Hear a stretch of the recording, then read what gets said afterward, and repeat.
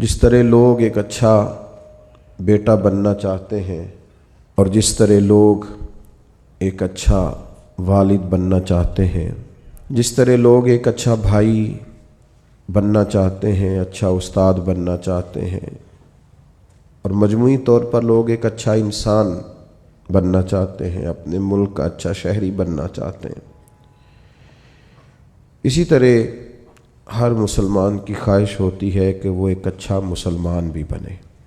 اپنے تئیں لوگ اس کے لیے جد و جہد بھی کرتے ہیں، کوشش اور کاوش بھی کرتے ہیں۔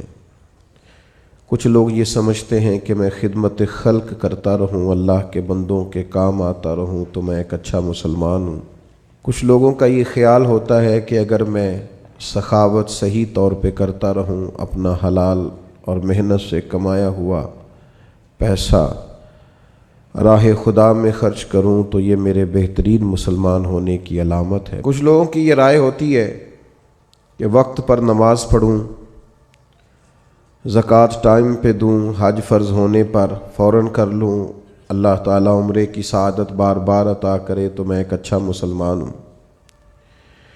ہم نے لوگوں کو یہ کہتے ہوئے بھی سنا ہے کہ چونکہ میں کسی کو تکلیف نہیں دیتا، میری وجہ سے کوئی پریشان نہیں ہے، میرا لب و لہجہ محتاط ہے، تو میں ایک بہترین مسلمان ہوں۔ تو اپنے اپنے حساب سے لوگ تعین کرتے ہیں کہ میں ایک اچھا مسلمان ہوں۔ کیوں نہ ایسا کریں کہ اللہ کے قرآن سے پوچھیں کہ بہترین مسلمان کون ہے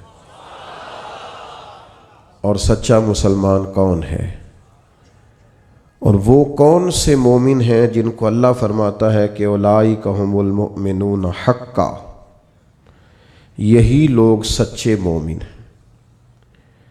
قرآن مجید کی سورہ انفال اللہ تعالیٰ نے ارشاد فرمایا، انما المؤمنون الذین اذا ذکر اللہ وجلت قلوبہم واذا تلیت علیہم آیاتہ زادتہم ایمانا وعلی ربہم یتوکلون۔ فرمایا وہی لوگ سچے مومن ہیں، وہی اصل میں ایماندار ہیں۔ الذین اذا ذکر اللہ وجلت قلوبہم، جب اللہ تعالیٰ کا ذکر کیا جائے تو ان کے دل ڈر جائیں۔ پہلی ان کی نشانی یہ ہے کہ مالک کے ذکر کے وقت اللہ کی عظمت و جلال کی وجہ سے ان کے دل کانپ اٹھتے، دل لرز جاتے ہیں ان کے۔ وَإِذَا تُلِيَتْ عَلَيْهِمْ آيَاتُهُ زَادَتْهُمْ ایمانا، اور جب ان پر اللہ کی آیتیں پڑھی جاتی ہیں تو ان کا ایمان ترقی پاتا ہے اور مضبوط ہو جاتا ہے۔ وَعَلَىٰ رَبِّهِمْ يَتَوَكَّلُونَ، اور ان کی تیسری نشانی یہ ہے کہ وہ صرف اپنے رب پر ہی بھروسہ کرتے ہیں۔ پکے اور سچے مومنوں کی چوتھی علامت یہ ارشاد فرمائی کہ الذین یقیمون الصلاۃ، وہ لوگ جو نماز کو صحیح ادا کرتے، وَمِمَّا رَزَقْنَاهُمْ يُنْفِقُونَ، اور جو ہم نے انہیں دیا ہے اس میں سے ہماری راہ میں خرچ کرتے۔ پھر دوبارہ سے سمجھیے گا، فرمایا مومن وہ ہیں کہ اللہ کا ذکر کیا جائے تو ان کے دل ڈرتے ہیں، اللہ کی آیات کی تلاوت کی جائے، قرآن مجید کو پڑھا جائے تو ان کا ایمان ترقی پاتا ہے، وہ اپنے رب پر بھروسہ کرتے ہیں، نماز کو صحیح ادا کرتے ہیں، جو ہم نے انہیں دیا ہے اس میں سے ہماری راہ میں خرچ کرتے۔ 5 علامتیں جن میں پائی جائیں، رب فرماتا ہے اولئک ھم المؤمنون حقا، یہ سچے مومن ہیں، یہ حقیقی مسلمان ہیں۔ اے اللہ، یہ 5 کام ان لوگوں نے کر لیے، ان 5 کاموں پر انہوں نے استقامت اختیار کر لی، یہ 5 اوصاف، یہ 5 خوبیاں ان لوگوں نے اپنے اندر پیدا کر لی۔ تیرا اعلان کرم ہوا کہ یہ سچے مومن ہے تو انہیں ملے گا کیا؟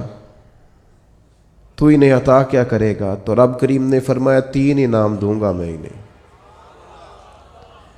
یہ 5 صفتیں اپنے اندر پیدا کریں تو 3 انعامات انہیں دیے جائیں گے۔ پہلا انعام یہ ہے کہ لہم درجات عند ربہم، ان کے درجے ان کے رب کے پاس ہیں۔ انہی کے لیے درجے ہیں ان کے رب کے پاس۔ معنی کیا ہے؟ اللہ دنیا میں بھی عزت عطا فرمائے گا اور آخرت میں بھی عزت عطا فرمائے گا، انہیں درجات ملے۔ دنیا میں بھی اللہ تبارک و تعالی ان کو وقار، شان، عزت، عظمت، بلندی اور رفعت عطا کرے گا، اور آخرت میں بھی 5 صفتیں جن میں پائی جائیں انہیں پہلی شان یہ ملے گی کہ اللہ کے حضور ان کے درجات ہوں گے۔ اور دوسرا ارشاد فرمایا وَمَغْفِرَةٌ، اور اللہ ان کی بخشش بھی فرما دے گا، درجات کی بلندی بھی نصیب ہوگی اور بخشش بھی ملے گی۔ وَرِزْقٌ کریم، اور انہیں رسوا ہو کے رزق نہیں کمانا پڑے گا، اللہ انہیں عزت والی روزی عطا فرمائے گا۔ یہ بڑا خوبصورت لفظ ہے اور بڑا معنی خیز ہے اور بڑا سمجھنے والا۔ آپ اس پر غور فرمائیں کہ وَرِزْقٌ کریم، انہیں عزت والی روزی دی جائے گی۔ ارشاد فرمایا لَهُمْ دَرَجَاتٌ عِنْدَ رَبِّهِمْ وَمَغْفِرَةٌ وَرِزْقٌ کریم، اللہ کی بارگاہ میں ان کے درجے بھی بلند ہوں گے، ان کی بخشش بھی کر دی جائے گی اور انہیں عزت والی روزی بھی عطا کی جائے گی۔ میرے بھائیوں، سچا مومن ہونے کے لیے، اچھا مسلمان ہونے کے لیے، اللہ اور اس کے پیارے حبیب صلی اللہ تعالیٰ علیہ وسلم کی بارگاہ میں درجات پانے کے لیے سب سے پہلا کام یہ ہے کہ بندے کا دل نرم ہونا چاہیے۔ قرآن مجید نے پہلی علامت یہ بیان فرمائی کہ انما المؤمنون الذین اذا ذکر اللہ وجلت قلوبہم، جب ان کے سامنے اللہ کا ذکر کیا جاتا ہے تو ان کے دل ڈر جاتے ہیں۔ لیکن جس کا دل ہی بڑا سخت ہو جائے، قساوت قلبی جس شخص کے پاس ہو، کسی پر رحم نہ آئے، کسی شخص کو اچھا نہ سمجھے، اپنے دل میں کسی کے لیے خیر کے جذبات کبھی اسے میسر ہی نہ ہوں، کبھی اپنی آخرت کی فکر کو لے کر، کبھی اپنے اعمال کو لے کر، کبھی اللہ کی بارگاہ میں حاضری کو لے کر وہ ڈرا ہی نہ ہو، کبھی اسے احساس ہی پیدا نہ ہوا ہو، کبھی اسے خیال ہی نہ آیا ہو، میرے بھائی سب سے پہلی علامت یہ ہے کامیابی کے لیے قرآن مجید نے جو بیان فرمائی کہ دل نرم ہونا چاہیے، رقت قلبی میسر ہونی چاہیے، باطن کا صاف ہونا ضروری ہے۔ اگر دل ہی سخت ہے، سالوں بیت گئے کبھی رونا نہیں آیا، زمانہ گزر گیا کبھی احساس پیدا نہیں ہوا، آپ یقین کریں آہستہ آہستہ کر کے، باتیں سن کے، ماحول دیکھ کے، اور سارا کچھ ہی دولت ہے جی، چھوڑیں جی پیسے ہوں تو سب ٹھیک ہے، وہ سارے دنیا دار ہیں، چھوڑیں آپ، ہم نے بڑے پیر دیکھے، ہم نے بڑے مولوی دیکھے، ہم نے بڑے مسلح دیکھے، ہم نے بڑے تربیت کرنے والے دیکھے۔ آہستہ آہستہ یہ جملے بول بول کے ہم نے اپنی طبیعتوں کو نہایت سخت بنا لیا، دل میں کوئی گنجائش نہیں رہی، ہمیں کوئی اچھا نہیں لگتا، ہمیں کوئی مخلص نہیں لگتا، ہمارے رویے اس طرح کے ہو گئے ہیں کہ ہمیں ہر شخص دنیا دار دکھائی دیتا ہے۔ اگر کوئی دن میں 100 آدمی آپ کے سامنے ہاتھ پھیلاتا ہے تو کیا سارے ہی پیشہ ور ہیں؟ کوئی ایک بھی ضرورت مند نہیں، سبھی کے بارے میں طبیعت سخت ہو گئی۔ اگر آپ نے 20 علماء کے بیانات سنے ہیں تو کیا ایک بھی اللہ کے نام پر مخلص ہو کر دعوت دین نہیں دے رہا؟ سب کے بارے میں یہ رویہ ہو گیا، سارے غلط ہیں۔ دل کی سختی دن بدن بڑھتی چلی جا رہی، اور یہ باقاعدہ مرض ہے۔ کچھ بیماریاں باقاعدہ بیماریاں نہیں ہوتی، وہ ویسے تھوڑی بہت بد پرہیزی سے انسان کے وجود میں آتی ہیں کچھ دیر کے لیے، پھر وہ کچھ دیر کے لیے چلی جاتی ہیں۔ آپ کو ڈائریا ہو گیا، آپ کو ہیضہ ہو گیا، تھوڑی دیر کے لیے زکام ہو گیا، تو یہ کوئی باقاعدہ مرض نہیں ہے، یہ موسم کے اوپر نیچے ہونے سے ہو گیا۔ لیکن خدا نہ کرے کسی کو کوئی ایسا مرض ہو جائے جو باقاعدہ مرض ہے، جو جاتا نہیں۔ کچھ بیماریاں باقاعدہ بیماریاں ہوتی، ان کو بیماری سمجھنا چاہیے۔ دل کا سخت ہونا، رویے کا تلخ ہونا، کسی پہ رحم نہ کھانا، کسی سے پیار نہ کرنا، کسی جگہ بھی انسان کا اخلاص نہ پانا، یہ دل کی باقاعدہ بیماری ہے۔ حضرت ذوالنون مصری رحمۃ اللہ علیہ کا ایک قول مجھے بڑا پسند آیا، میں پڑھ رہا تھا۔ حضرت ذوالنون مصری رحمۃ اللہ علیہ فرماتے ہیں کہ جسم کی بیماریوں کا پتہ درد سے چلتا ہے. وجود میں درد ہوتا ہے، تکلیف ہوتی ہے تو محسوس ہوتا ہے کہ انسان بیمار ہے. اور فرماتے ہیں اگر دل میں بیماریاں ہونا اس کا پتہ گناہوں سے چلتا ہے. معاذ اللہ. جب گناہ پر گناہ ہو اور انسان کو احساس نہ ہو تو باقاعدہ دل بیمار ہو گیا. اب اس کو احساس ہی پیدا نہیں ہوتا، اچھی بھلی اس کے سامنے آنکھ کھلی ہے، اس کی فجر کی اذان اس کے سامنے ہوئی ہے، لیکن یہ بالکل لیٹا ہے. بہت سخت بیمار ہو گیا دل. 6 لوگ اس کے سامنے سے اٹھ کے ظہر کی نماز کے لیے گئے ہیں، لیکن یہ آرام سے بیٹھا ہے، بیمار ہے اس کا دل. اس کے سامنے رو کے کسی نے اپنی ببتا سنائی ہے کہ مجبور ہوں، تکلیف میں ہوں، تنگ دست ہوں، لیکن اس کی بھری ہوئی تجوری ہے. اس نے کہا میرے پاس روز بڑے ہی لوگ آتے ہیں، مجھے پتہ ہے کتنے ضرورت مند ہیں، تو دل سخت ہو گیا. یہ بیماری ہے. اقبال کہتے ہیں دل بیدار پیدا کر کہ دل خوابیدہ ہے جب تک، نہ تیری ضرب ہے کاری نہ میری ضرب ہے کاری. اور ایک درویش نے کہا تھا زندگی زندہ دلی کا نام ہے، مردہ دل کیا خاک جیا کرتے ہیں؟ جن کے دل مردہ ہو گئے وہ کیسے جئیں؟ اندر ان کا بالکل مر گیا، باطن مردہ ہے، کسی چیز کا کوئی اثر نہیں، نہ کسی کلام کا، نہ کسی نعت کا، نہ کسی واعظ کا، نہ کسی تقریر کا، نہ کسی کے رونے کا، نہ کسی کے تڑپنے کا، کسی چیز کا کوئی اثر نہیں. تو معنی یہ ہے کہ باطن اجڑ گیا، اندر بیمار. اور یہ کیسے بیماری ہوتی ہے؟ سنیں. ایک تو زیادہ ہنسنے سے دل مردہ ہو جاتا ہے، زیادہ باتیں کرنے سے اور بیکار باتیں کرنے سے دل مردہ ہو جاتا ہے. صوفیاء نے لکھا ہے جن لوگوں کے مزاج میں تنقید ہوتی ہے ان کا دل مردہ ہو جاتا ہے. طبیعت ہی ہر وقت نقص تلاش کرتی ہے، مردہ ہو جاتے ہیں. اور ایک بڑی سخت بات ہمارے بزرگوں نے لکھی ہے، فرماتے ہیں جو دین کے نام کو لیں، دین کے کام کا دعویٰ کریں پر اس سے دنیا اکٹھی کریں، ان کا دل مردہ ہو جاتا ہے، باطن اجڑ جاتا ہے پورے طور پر. یاد رکھیے گا اور سمجھ لیجئے گا کہ دل کی سختی ایک باقاعدہ مرض ہے. اور صحابہ کرام علیہم رضوان اس مرض کے علاج کے لیے حضور کی بارگاہ میں باقاعدہ حاضری دیتے تھے. ایک شخص نے عرض کی یا رسول اللہ دل بڑا سخت ہو گیا ہے، کریم کرم فرمائیں، مہربانی کریں. تو اللہ کے حبیب علیہ الصلاۃ والسلام نے فرمایا تو اس طرح کر، کوئی یتیم ملے نا جس کے سر سے باپ کا سایہ اٹھ گیا ہو،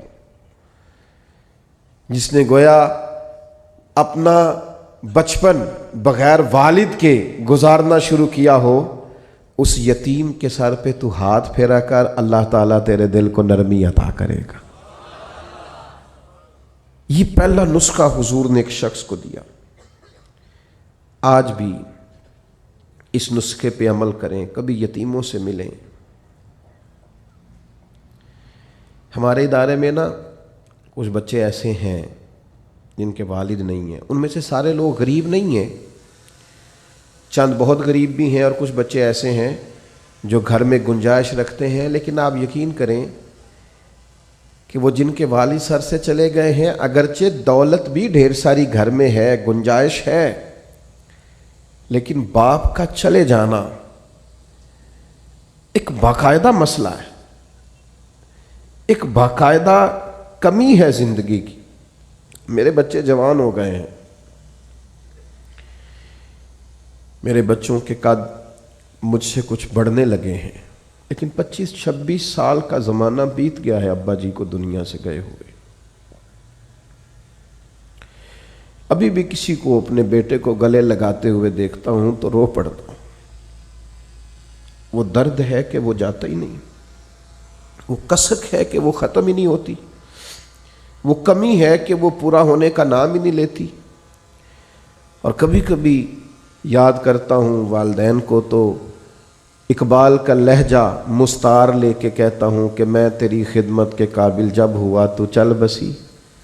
وہ کہتے ہیں نا ابھی تو ٹائم آیا تھا کچھ دیکھنے کا، اور یہ کہ کچھ دیکھا نہیں. تو یتیم کے سر پر ہاتھ پھیرنے سے دل نرم ہوتا ہے، ان پر شفقت بڑھا دی جائے. کسی کو موقع میسر آئے تو ان سے پیار بڑھا دیا جائے، اس سے دل نرم ہوتا ہے. دوسرا، ایک شخص نے عرض کی، یا رسول اللہ صلی اللہ تعالی علیہ وسلم، دل سخت ہو گیا ہے۔ تو اللہ کے حبیب علیہ السلام نے اسے علاج بتایا، فرمایا موت کو کثرت سے یاد کیا کر، دل نرم ہو جائے گا۔ 1 منٹ کے لیے سوچا کر کہ مسجد میں اعلان ہوگا کہ تیرا انتقال ہو گیا، 1 منٹ کے لیے سوچیں کہ وقت آ گیا جانے کا، آ گئے لوگ، جمع ہو گئے، تیاری ہو گئی، اور پھر یہ کہ کونوں میں اور نکروں میں کھڑے ہو کے مشورے ہونے لگے کہ جنازے کا ٹائم کیا رکھنا ہے،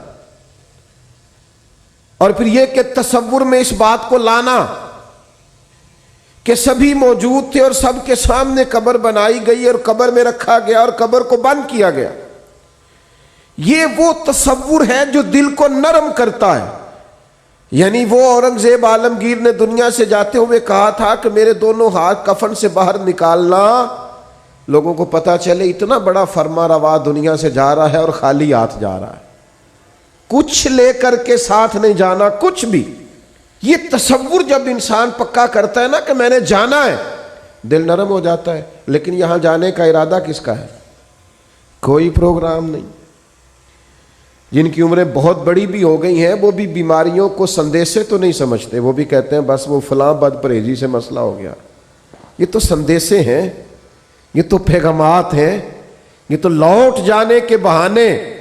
جاگنا ہے جاگ لے افلاک کے سائے تلے، پھر حشر تک سوتا رہے گا خاک کے سائے تلے۔ مرنا ہے، چھوڑنی ہے دنیا، جانا ہے، کسی وقت بھی پیغام اجل آئے گا۔ اور جن کو مر جانا ہو وہ اس طرح نہیں جیا کرتے، وہ مرنے کے بعد کے لیے بھی کچھ تیاری کر کے رکھتے ہیں۔ کتنی لمبی زندگی، مثلا کتنی، آج تو جو 100 سال کا ہو جائے وہ لوگوں کو عجیب لگتا ہے، کہتے ہیں جی ماشاءاللہ 100 سال عمر۔ اچھا جی واقعی، یہ تو بڑی بریکنگ نیوز بن جاتی ہے۔ کتنا کچھ جینا ہے۔ موت کا تذکرہ دل نرم کرتا ہے۔ تیسری بات، نبی کریم صلی اللہ تعالی علیہ وسلم سے عرض کیا گیا حضور دل سخت ہو گیا ہے، تو اللہ کے محبوب علیہ السلام نے فرمایا قرآن مجید کی تلاوت کیا کریں، اللہ دل کو نرمی عطا کر دے گا۔ یہ قرآن مجید نا یہ شفا ہے، وَنُنَزِّلُ مِنَ الْقُرْآنِ مَا هُوَ شِفَاءٌ وَرَحْمَةٌ لِّلْمُؤْمِنِينَ۔ یہ قرآن مجید شفا ہے مومنوں کے لیے، اور ایک مقام پہ فرمایا شِفَاءٌ لِّمَا فِي الصُّدُورِ، یہ دلوں کے لیے شفا ہے۔ آپ جب قرآن مجید پڑھیں گے، تلاوت کریں گے تو دل پاک ہوگا، صاف ہوگا۔ آج میں بڑے شوق سے کلام سنتا ہوں بزرگوں کا، آپ بھی سنتے ہیں، میاں صاحب کے کلام کا کیوں اثر ہوتا ہے دل پر، کیوں لوگ رونے لگتے ہیں؟ مختلف بزرگوں کی نعتیں سن کر کیوں دل پہ اثر ہوتا ہے، لوگ رونے لگتے ہیں؟ اس لیے کہ ان کے مفاہیم کا ہمیں پتہ ہے۔ قرآن مجید کی تلاوت سن کر کے دل پر اثر کیوں نہیں ہوتا؟ اس لیے کہ ہم نے ترجمے سے سیکھا ہی نہیں۔ اگر کبھی ہمیں اس کے مفہوم کا پتہ چلے تو ہمیں ڈھیر سارا رونا ہے، ہمارا دل صاف ہو جائے، بہت ساری جگہوں پہ چوٹ لگے۔ تو نبی پاک علیہ السلام نے ایک حال دل کی سختی کا قرآن مجید کی تلاوت کو بتایا۔ ایک مقام پہ نبی پاک علیہ السلام نے خود ارشاد فرمایا ہر چیز کو زنگ لگ جاتا ہے، جیسے لوہے کو زنگ لگ جاتا ہے، فرمایا اسی طرح دلوں کو بھی زنگ لگ جاتا ہے۔ دل بھی زنگ آلود ہو جاتے ہیں، دلوں کو زنگ لگ جاتا ہے۔ اور زنگ، یہ غور کریں، یہ دل کا زنگ نا تھوڑا غور کریں تو پتہ ویسے چل جاتا ہے لگا ہوا ہے آج کل کے نہیں۔ کوئی چیز باہر پڑی رہے نا تو وہ اس کو زنگ لگ جاتا ہے، کہتے ہیں یہ بارش میں پڑی رہی، دیکھا نہیں، زنگ آلود۔ یہ دل بھی ایسے ہی پڑا رہے نا، کبھی ذکر نہ کرے، کبھی درود و سلام نہ پڑھے، کبھی تلاوت قرآن مجید نہ کرے، کبھی رات کو اٹھ کے روئے نہ، تو اس کو بھی زنگ لگ جاتا ہے۔ تو حضور نے فرمایا ہر چیز کا زنگ اتارنے کا آلہ ہوتا ہے۔ کیا کہتے ہیں؟ ہمارے لوہے کو زنگ لگ جائے تو کس چیز سے اتارتے ہیں؟ ریگ مارتے ہیں۔ حضور نے فرمایا ہر چیز کا زنگ اتارنے کا آلہ ہوتا ہے، جب دل کو زنگ لگ جائے تو اللہ کا ذکر کرو، دلوں کا زنگ اتر جائے گا۔ اللہ کی یاد کرو، تسبیح پڑھو، اللہ کی حمد کرو، اللہ کی تکبیر بیان کرو۔ یہ جو صوفیاء ذکر کراتے تھے نا، بار بار ضربیں لگتی تھی تو اس سے دل کا زنگ ہی تو اترتا تھا۔ اور ایک بات تمام صوفیاء نے لکھی ہے، وہ کہتے ہیں صحبت صالح سے بھی زنگ اترتا ہے۔ اچھے لوگوں کے پاس بیٹھیں تو دلوں کا زنگ اترتا ہے، اور برے لوگوں کے پاس بیٹھیں تو دلوں پہ زنگ چڑھتا ہے۔ آپ برے لوگوں کی صحبت میں بیٹھیں، معاذ اللہ جو دنیا دار ہیں، جو آپ کو کہیں گے چھوڑو یار تم کس چکر میں پڑ گئے، دنیا بڑی میٹھی ہے اور یہیں دنیا میں ہی سارے ذائقے ہیں، آپ ایسے لوگوں کی طرف جائیں تو آپ محسوس کریں گے دل زنگ آلود ہو گیا۔ چنگیاں دے لڑ لگی ساں میری چولی چ پھل پئے، پیڑیاں نال میں رل گئی تے میرے اگلے بھی ڈل گئے۔ تو یہ بری صحبت جو ہوتی ہے یہ نقصان دیتی ہے۔ تو یہ کچھ علاج ہے، یہ کریں، اس سے دل کا زنگ دور ہوگا۔ یہ واہ واہ سے بھی زنگ چڑھتا ہے، میرے جیسے لوگوں کی تعریفیں ہوتی ہیں نا، اور یہ بہت بڑی مصیبت ہے، اس سے بھی زنگ چڑھتا ہے۔ اس سے خوشامد، تعریف، مزاج، ہم نے دیکھا ہے۔ امام غزالی فرماتے ہیں جب کوئی علم پڑھنے کے لیے بیٹھتا ہے تو تکبر کا بوٹا لگتا ہے، اور پھر جیسے جیسے وہ علم پڑھتا جاتا ہے وہ پودا جوان ہو کے درخت بنتا جاتا ہے۔ تو یہ دولت ہو، یہ خوبصورتی ہو، یہ علم ہو، یہ کوئی عہدہ ہو، یہ بعض اوقات انسان کو فتنے میں مبتلا کرتے ہیں، دل سخت ہو جاتا ہے، گھٹن پیدا ہوتی ہے۔ دولت، ثروت، اقتدار، یہ چیزیں کساوت قلبی کا سبب بنتی، اور دل کی نرمی کیسے ہوگی؟ قرآن پڑھا جائے، اللہ کا ذکر کیا جائے، موت کو یاد کیا جائے، یتیم کے سر پہ ہاتھ پھیرا جائے، اچھوں کی سنگت اختیار کی جائے، تو دل کا زنگ اتر جاتا ہے۔ دوسرے نمبر پر ارشاد فرمایا کہ جب قرآن مجید کی آیتیں پڑھی جائیں تو ایمان ترقی پاتا ہے۔ قرآن مجید کو سیکھنا شروع کریں، قرآن مجید کو پڑھنا شروع کریں، قرآن مجید کے ساتھ اپنے تعلق کو مضبوط کریں۔ ہم جس ملک میں رہتے ہیں نا، یہاں ہر چیز کو مشکوک بنا دینا کچھ لوگوں کا مزاج بن گیا ہے۔ کوئی اعلیٰ سے اعلیٰ شخص آپ اٹھا کے لے آئیں، 5-10 لوگ اس کے بارے میں بھی کوئی نہ کوئی مخالفانہ بات کرتے آپ کو نظر آئیں گے۔ یاد رکھیے گا کہ بہترین بدلہ یہ ہوتا ہے کہ کسی شخص سے بدلہ لینا ہو، انتقام لینا ہو، کہ اس کی پیاری چیزوں کو مشکوک بنا دیا جائے۔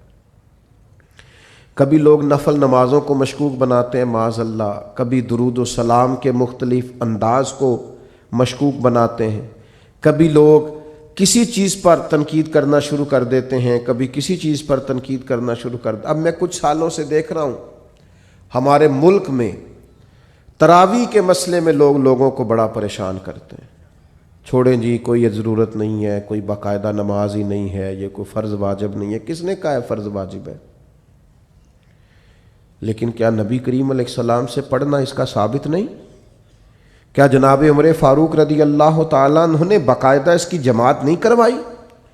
کیا جناب عمر کا سارا زمانہ اس کی جماعت نہیں ہوتی رہی؟ اس کے بعد یہ ہمیشہ سے امت کا معمول نہیں رہا؟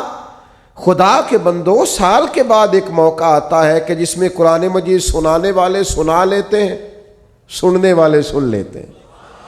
ایک خوبصورت طریقہ، آپ یقین کریں یہاں ہمارے ادارے میں سینکڑوں حفاظ ہیں، اور میں ایک بچے سے 3 دفعہ پوچھتا ہوں بیٹا اس دفعہ کہاں قرآن مجید سنانا، یاد ہے نا، سنا رہے ہو نا؟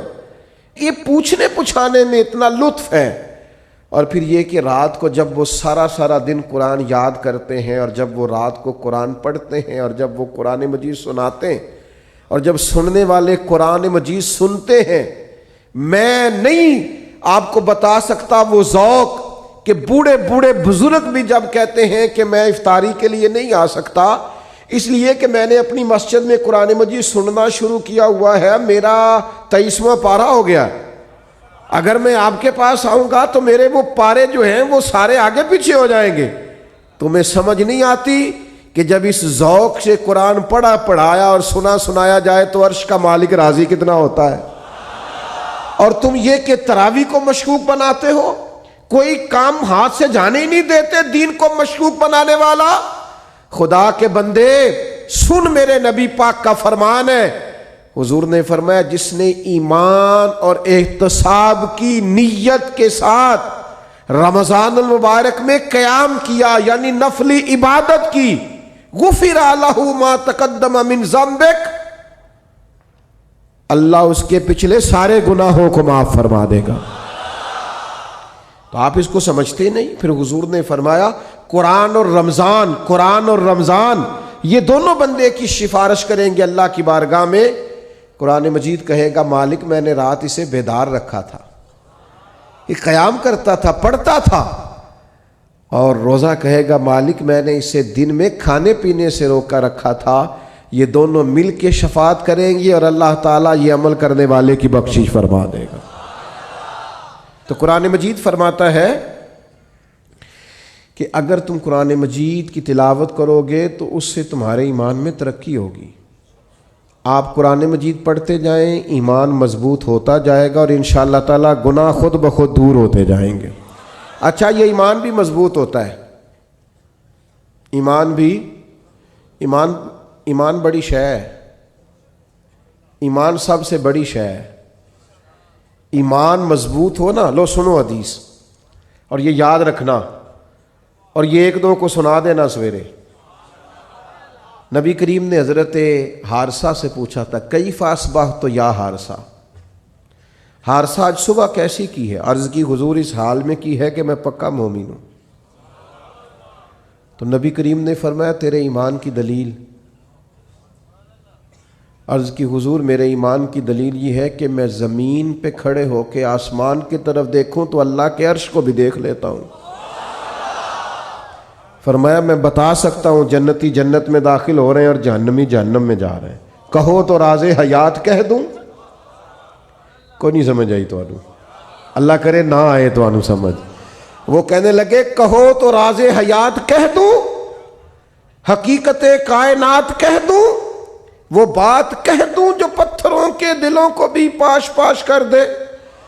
لیکن وہاں سے زبان حال سے ارد گرد سے یہ آواز آ رہی تھی نہیں رہنے دے، یہی بہتر ہے کہ پردوں میں وہ پردہ پوش رہے، وہ اگر پردے اٹھا دے تو کسے ہوش رہے۔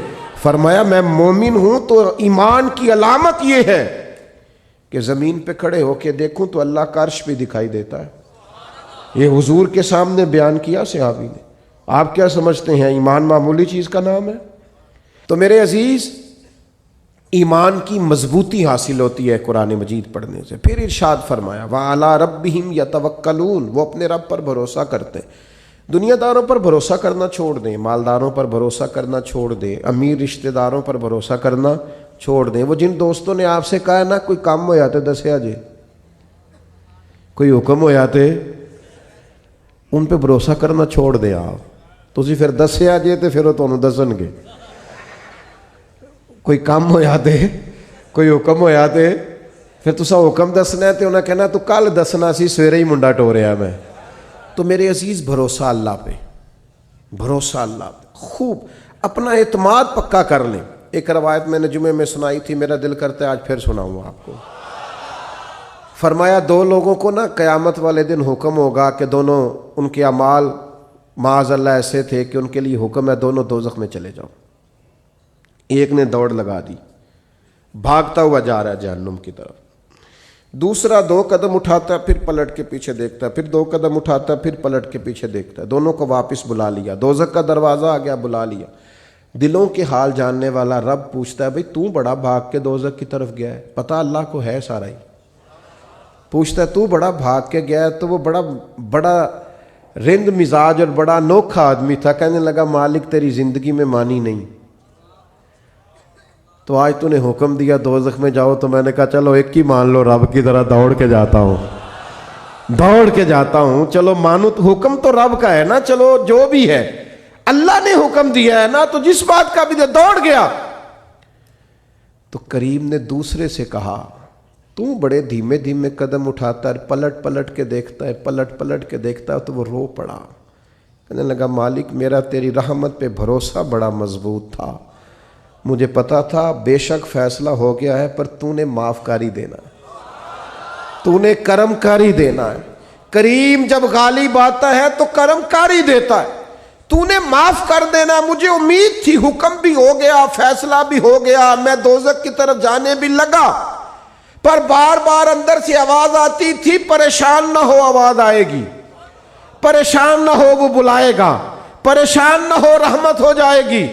مالک دوزخ کا دروازہ آ گیا پر میرا تیری ذات پر بھروسہ نہیں ٹوٹا، اور جب تیری آواز آئی نہ کہ واپس آؤ تو میرے گویا اندر ہی اندر نعرے لگنے لگے کہ آ گئی ہے نا آواز، ہو گیا نا کرم۔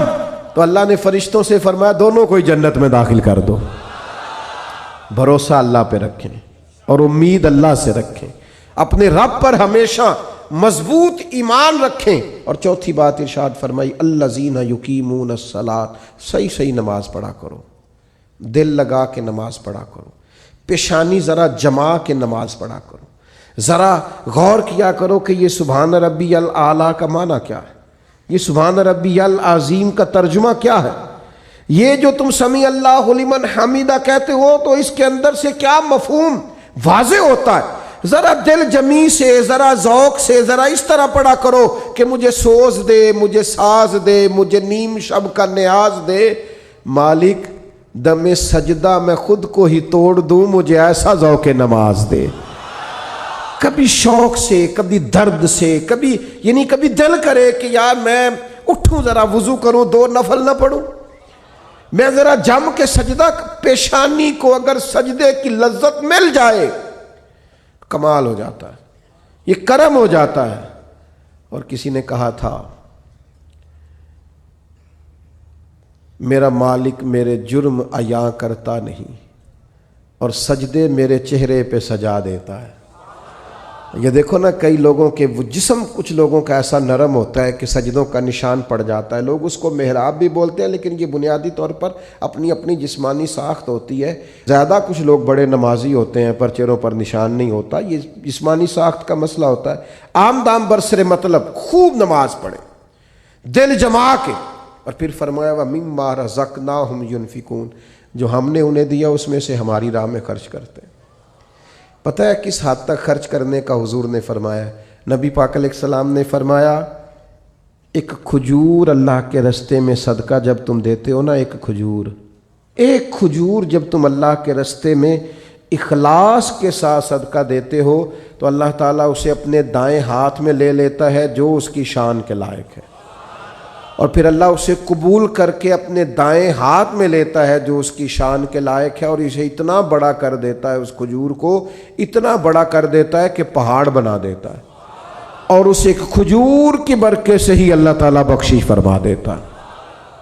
خرچ کریں اللہ کے راستے میں، خوب خرچ کریں، اور یہ کر کے دیکھیں کہاں سے خرچ کرنا شروع کرنا ہے۔ نبی پاک علیہ السلام نے فرمایا گوشت پکاؤ تو شوربہ زیادہ کر لو، پڑوسیوں کو بھی شامل کر لیا کرو۔ فرمایا 2 کا کھانا 3 کے برابر اور 3 کا 4 کھا لیں، بس یہ کہ سب کو شامل رکھو، سب کو شامل۔ کچھ لوگ ایسے ہوتے ہیں جو اپنے دسترخوان کو وسیع نہیں کرتے۔ آپ خرچ کرنے کا مزاج بھی نہ ہے، اللہ توفیق بھی عطا کر دے گا۔ دینے کا جب انسان ارادہ کرتا ہے تو پھر وسعت بھی آ جاتی ہے۔ تو میرے بھائی یہ چیزیں پیدا کرنی اپنی طبیعت میں۔ 2-4 گزارشات میں نے تیزی سے آپ کی خدمت میں عرض کر کے اپنی بات کو سمیٹنا ہے۔ سب سے پہلے میری گزارش آپ سے یہ ہے کہ اپنی کوتاہیوں پر خاص نظر کریں، زندگی میں اپنی غلطیوں کو ضرور ڈھونڈیں۔ ہمارے صوفیانہ اپنی اصطلاحات میں ایک اصطلاح بیان کرتے ہیں دید قصور، یعنی اپنی غلطیوں کا نظر آنا۔ کچھ لوگ ایسے ہوتے ہیں جنہیں جگ کی غلطیاں نظر آتی ہیں، سب کی غلطیاں نظر آتی ہیں، اپنی نہیں نظر آتی۔ اپنی غلطیوں کو تلاش کریں، اپنے گناہوں کو تلاش کریں، اور پھر ان کی اصلاح کے لیے ایک پورا منظم منصوبہ بنائیں، اور اس منصوبے کے تحت اپنی تربیت کریں۔ کب تک ایسے ہی گھومنا ہے اور کب تک یہ کہنا ہے کہ انشاءاللہ تعالیٰ بس دعا کرے میں ٹھیک ہو جاؤں؟ اپنی کمزوریوں کو تلاش کر کے ڈھونڈ کے ان کی اصلاح پر پورا زور لگا دیں۔ نبی پاک علیہ السلام نے فرمایا جب بندہ اعتراف کر کے توبہ کرتا ہے نا، یا اللہ میرے اندر یہ غلطی ہے میں بھول گیا تھا، جب اعتراف کر کے توبہ کرتا ہے تو اللہ اسے معاف فرما دیتا ہے۔ تو اپنی کوتاہیوں کو ضرور تلاش کریں۔ ایک دوسری گزارش آپ کی خدمت میں عرض کرنی ہے، ان لوگوں کی سنگت اور صحبت چھوڑ دیں جن کی وجہ سے ہمارے مزاج میں، ہماری سوچوں میں، ہمارے لب و لہجے میں بگاڑ پیدا ہوتا ہے۔ ان لوگوں کے قریب آ کے بیٹھیں جن کے پاس بیٹھنے سے ہمارا ایمان پختہ ہوتا ہے، ہمارے اندر روحانیت پیدا ہوتی ہے، ہمارا نیکی کی طرف دل مائل ہوتا ہے۔ بری صحبت مکمل چھوڑ دیں۔ آپ کے ذہنوں میں جو لوگ شکوک پیدا کرتے ہیں ان سے پورے طور پر بچ جائیں۔ اب میں کوئی ایسی بات آپ کے سامنے عرض کرنے لگا ہوں جو بڑی انوکھی ہے۔ میں نے اپنی زندگی میں کچھ لوگوں کو نظریات بدلتے دیکھا ہے۔ وہ اس نظریے کے ماننے والے تھے، عقیدہ حق کے ماننے والے تھے، پھر انہوں نے اور نظریہ اختیار کیا۔ کچھ لوگ جو مجھے سمجھتے ہیں کہ شاید میں درست بات ہی کروں گا، وہ تو بات کو تسلیم کریں گے، اور جن کو کچھ تھوڑا خیال ہے وہ بھی میری بات کو آج کی رات ایک دیندار آدمی کی بات سمجھ کر قبول کریں جو اللہ سے ڈر کے بات کر رہا ہے، جس نے ایک نظریہ تبدیل کیا، اس نے پھر ایک نہیں تبدیل کیا، اس کے بعد پھر اس نے ایک اور تبدیل کیا، اس نے پھر اور تبدیل کیا، اس نے پھر اور تبدیل کیا۔ ہم نے لوگوں کو پھر گلی گلی کا بھکاری ہوتے دیکھا، دروازے دروازے جاتے دیکھا۔ جنہوں نے سواد اعظم کو چھوڑا، عقائد حقہ کو چھوڑا، مت سمجھیں کہ کسی اور نظریے پہ گئے تو وہاں ڈٹ گئے، وہ پھر ساری زندگی شکوک و شبہات کا شکار رہے، اس لیے کہ حق سے ایسے نکلے، پھر کسی جگہ وہ ٹھہر نہیں سکے۔ وہ اپنی زبان سے اعتراف کریں یا نہ کریں، الجھ گئے، بکھر گئے، ٹوٹ گئے، ہر وقت وسوسوں کے ہتھے چڑھ گئے۔ کبھی ایک وسوسہ ادھر لے گیا تو کبھی ادھر لے گئے، کسی جگہ استقامت نصیب نہ ہوئی۔ در مرشد دا چھڈی نہیں، نہیں تے ہو جاویں گا روگی۔ در مرشد دا چھڈی نہیں، نہیں تے ہو جاویں گا روگی۔ جیڑی بکری اجڑوں وچھڑی او بگیاڑا جوگی۔ جو پھر ایک دفعہ نکل جاتی ہے نا، پھر اس کو آ کے کھاتے ہیں بڑے بڑے ریوڑوں سے جو جدا ہوتی ہیں، پھر بھیڑیے کھا جاتے ہیں۔ تو خدا را عقائد میں مضبوط رہیں، کبھی کمزوری نہ دکھائیں۔ پھر ایک بات جس پر میں نے آج اپنی ساری گفتگو کو سمیٹنا ہے، آپ کبھی بھی کپڑوں سے مزین نہیں ہو سکتے۔ آپ کو زینت کبھی بھی لباس سے، گھر سے، گاڑی سے کبھی نہیں ملے گی۔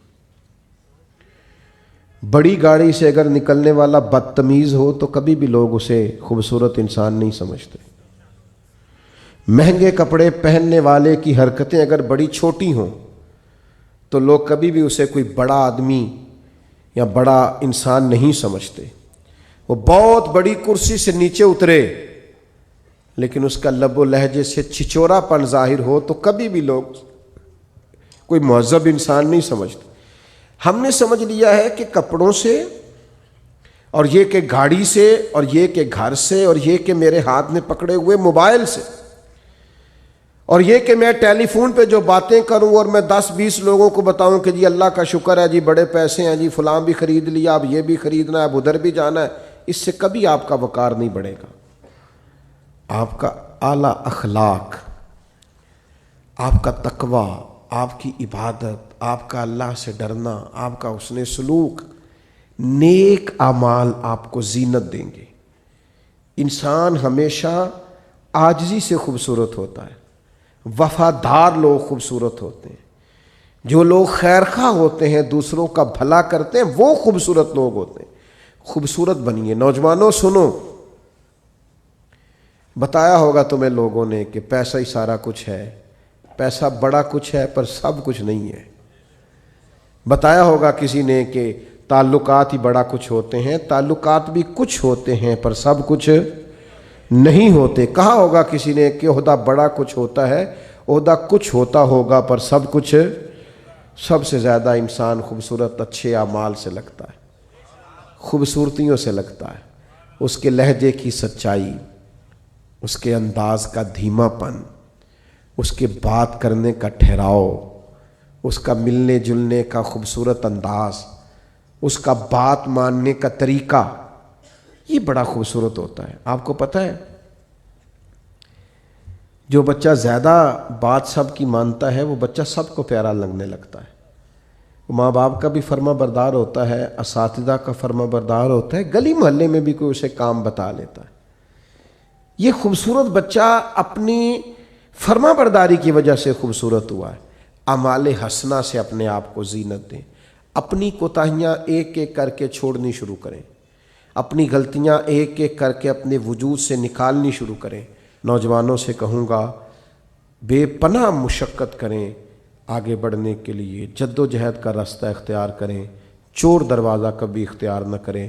آپ کی خدمت میں بڑے درد سے یہ اپیل کروں گا، فقط اپنے لیے جینا نہ شروع کریں۔ مسلمان شجر سایہ دار کی طرح ہوتا ہے، اس کے سائے میں بڑے سارے لوگ اپنے آپ کو ٹھنڈک میں اور چھاؤں میں محسوس کرتے ہیں۔ جب بھی منصوبہ بندی کریں اس میں بہت سارے لوگوں کو شامل کریں، بہت ساروں کے لیے ارادے کریں، اچھی نیتیں اور اچھے پروگرامز کے ساتھ آگے بڑھیں۔ آپ محسوس کریں گے کہ آپ کا قد بھی بڑا ہو رہا ہے اور آپ کا سینہ بھی چوڑا ہو رہا ہے۔ اور پھر ایک آخری گزارش جس پر میں نے اپنی بات کو ختم کر دینا ہے، اللہ کی معرفت حاصل کریں۔ اللہ کی معرفت کیا ہے؟ آپ کو محسوس ہو جانا چاہیے کہ کن کاموں سے میرا رب راضی ہوتا ہے، کن کاموں سے ناراض ہوتا ہے۔ حضرت رابعہ بصریہ رحمۃ اللہ علیہا جس دن بیمار نہیں نہ ہوتی تھیں، اللہ کے حضور عرض کرتی تھی مالک تو کہیں ناراض تو نہیں ہو گیا، تو مجھے بیمار کرتا ہے تو میں زیادہ تڑپ کے تیرا نام لیتی ہوں، مجھے کسی مشکل میں ڈالتا ہے تو میں سمجھتی ہوں کہ رب کریم مجھ سے راضی ہے۔ بھائیو، معرفت حاصل کریں۔ اس کا سب سے زبردست طریقہ یہ ہے کہ گھنٹوں دعا مانگیں، گھنٹوں۔ دیکھو میں نے کیا بول دیا ہے، لمبی لمبی دعائیں، خوب دعائیں، وسیع دعائیں۔ حضور علیہ السلام نے فرمایا نمک بھی مانگو تو رب سے مانگو، یعنی یہاں سے شروع کرو کہ مالک مجھے یہ چاہیے، مالک مجھے یہ چاہیے، مالک۔ آپ کہنا تو شروع کریں، مانگنا تو شروع کریں۔ حضور فرماتے ہیں وہ مانگنے سے راضی بڑا ہوتا ہے، جو نہ مانگے اس سے ناراض ہو جاتا ہے۔ دعا تو عبادت، ساری باتیں اپنے اللہ سے کہہ دیں، سب چھوٹی چھوٹی چھوٹی چھوٹی چیزیں حضور کا وسیلہ پاک پیش کر کے مالک سے عرض کرنی شروع کر دیں۔ کچھ درخواستیں دے دیں اللہ کے حضور، آپ یقین کریں وہ ایسے قبول ہوں گی کہ ان کے نظارے نظر آئیں گے، ارد گرد آپ کو محسوس ہوگا۔ تو میری یہ آپ سے اپیل ہے کہ خوب دعائیں اور خوب آپ ذہن سازی اس حوالے سے اپنی کریں کہ ہم نے اللہ کے حضور حاضری دینی ہے۔